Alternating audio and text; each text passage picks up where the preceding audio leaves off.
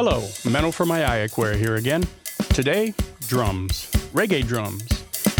You can hear we've got a soca beat going on, and that means that the kick and snare will play together at certain times. You can also hear that this drummer likes a deeper snare. Well, that can cause a frequency conflict when the kick and snare hit. Not so much that it sounds bad, but it's just that the kick can kind of get lost. And we really want that 4 on the floor, boom, boom, to come out. So we're gonna create a group and send the kick and have that duck the snare. But we also need to use the kick and the snare on another group to send and duck the hi-hat and the overhead so that they have room there to poke out. Well, how do you send one element, such as the kick, to 2 separate groups? It's very simple. You see here I have the kick, my kick track and my snare track, and I did everything I needed to do to get them to sound good. Well, what I did was I just rendered the whole song. I rendered that as a WAV file, and the kick, and I rendered the snare as a WAV file, and then I brought them up over here. This is my kick and my snare, and I just muted them and turned them down because all I needed was to put a monolith on there, and I didn't even have to learn because when I rendered, I had the monolith here, so they rendered out at minus 25 LUFS anyway. So I just brought them up, and I don't have to do anything else to them. I actually just locked them at 0.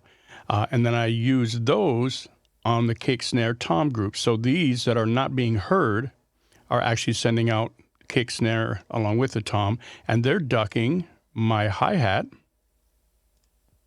as you can see, and you can hear it too. So see, every time the kick and snare hit, they're both ducking the hi-hat and they're ducking my overheads. They're ducking the overheads by 5 because I really want to give them some space. But then the kick by itself, I created just a plain kick group, and that is going to the snare, and the snare is being received. And so every time that they hit, the kick is just ducking the snare by 3. Out. Yeah, see? So it just kind of pokes out so we don't lose that nice 4 on the floor kick beat.